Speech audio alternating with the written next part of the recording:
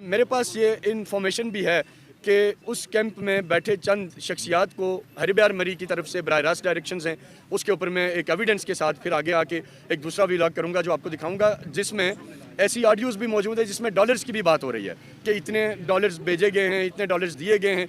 और आखिरी सवाल जो मैं इस व्लॉग में, क्योंकि मैं यहाँ ज़ाहिर रोज़ बैठता हूँ देखता हूँ, तो ये है कि जी यहाँ पे कंबल है, वहाँ पे कंबल नहीं है। ये कौन सी साफ़त है और एक कौन से मुर्दा ज़मीर साफ़ी हैं भाई? उस तरफ जो लोग धरना दे के बैठे हैं उनके पीछे जो लोग हैं, हरिब्यार मरी जैसे, बरामदा बुट्टी जैसे, अख्तर महंगल जैसे, वो चाहें तो इस पूरे इलाके में सोना बिछा दें, लेकिन वो जानबूझ के नहीं कर रहे। ये जो लोग हैं जो अपनी जेब से अपने लिए कंबल या अपने, एक तरफ तो इन्होंने अपने प्यारे खो दिए, अब आप क्या खुश होंगे कि ये यहाँ सर्दी में अपनी जान दें?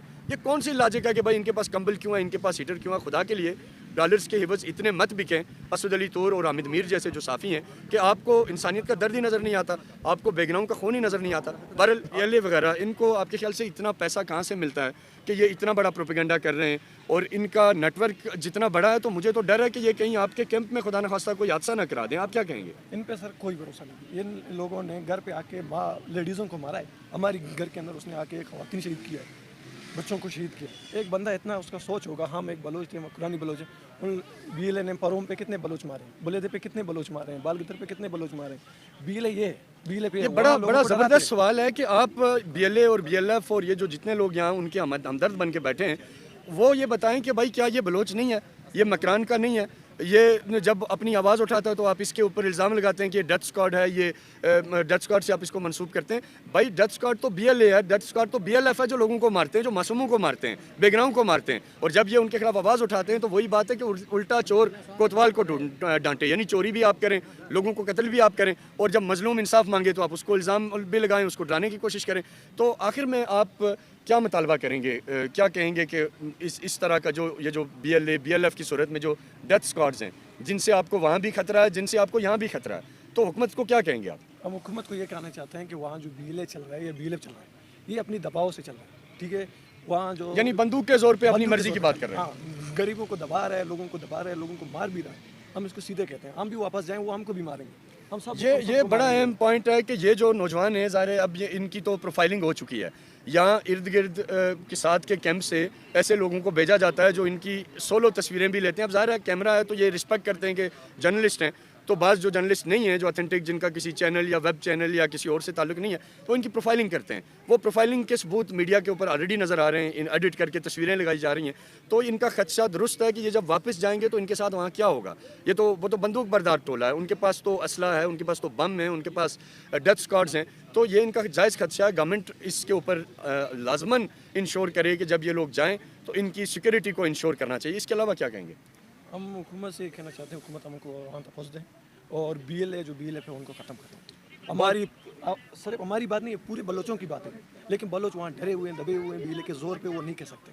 आप मीडिया वाले को किसी को बताओ, आप बलुस्तान पे आ जाएं, बुलेदे से पूछें, परोम से पूछें, हर घर से पूछें बीएलए ने क्या किया, बीएलएफ ने क्या किया।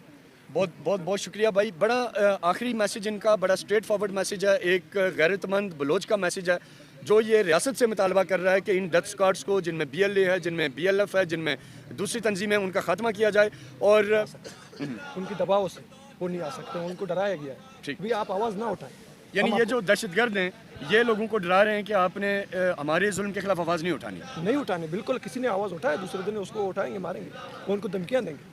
हमारे घर के अंदर उसने 35 बंदे शहीद किए, क्या वजह? वो इंसानी हुकूक के जो चैंपियंस हैं, आपसे मेरा ये सवाल है कि खुदा के लिए बताएं कि इस नौजवान की फैमिली के 35 लोग शहीद हुए हैं, क्या आपका ज़मीर मर चुका है? आप मुर्दा ज़मीर हो गए हैं कि आप कहते हैं कि ये धरना जो है ये सही नहीं है, ये धरने में ऐसे लोग बैठे हैं, तरह तरह के इल्ज़ाम आप लगा रहे हैं। 35 लोग एक नौजवान के घर के शहीद हुए हैं, इनका नौजवान बेटा शहीद हुआ है। ये सारे अज साहब, आपका फैमिली से कौन शहीद है? सी मर्दों में शहीद हो गया। आपका रिश्ते में क्या लगते थे वो? हमारा भाई है याकूब, हमारा भाई है। याकूब शहीद हुए? याकूब शहीद मेरा भाई है। अब इनके भाई को शहीद किया है तो इसको आप मुर्दा ज़मीर लोग कैसे ड्रामा कह सकते हैं? कुछ तो इंसान को शर्म आती है ना, कम से कम इंडिया के पैसे, ठीक है आपको मज़ा आता होगा खाते हुए, डॉलर लेते हुए आपको मज़ा आता है, लेकिन शर्म भी तो आनी चाहिए ना, कहीं तो ज़मीर आपको मलामत करता होगा। और ये अभी हमारे पास है, आपका कौन शहीद हुआ सर? बेटा शहीद हुआ ये पीछे ज़िला सोबतपुर से इनका बेटा शहीद हुआ है। तो इस सारे धरने में जहाँ मुख्तलिफ शोधा हैं, लोग हैं, इनको आज भी बीएलए बीएलएफ धमकियाँ दे रही है, तो इनकी किरदार कशी हो रही है, इनके ऊपर इल्ज़ाम लगाए जा रहे हैं। और अलमिया ये है कि जो ये चंद सौ काल जो ख़ुद को साफ़ी कहते हैं उनको उनकी अकल काम नहीं करती। उस दिन यहाँ एक सियासतदान पीके के साफ़ी आए तो वहाँ गेट पे उनको ज़ाहिर है उनसे पूछ रहे थे कि आप किस चैनल से हैं, तो तब मैं गया, मैंने जाते साथ उनसे बात की, मैंने कहा भाई ये धरने का ऑब्जेक्टिव उन्हें बताया। उन्होंने कोई लंबी चौड़ी बात नहीं की, उन्होंने एकदम जैसे कोई पता नहीं कोई छापा मार टीम होती है उस तरीके से थे।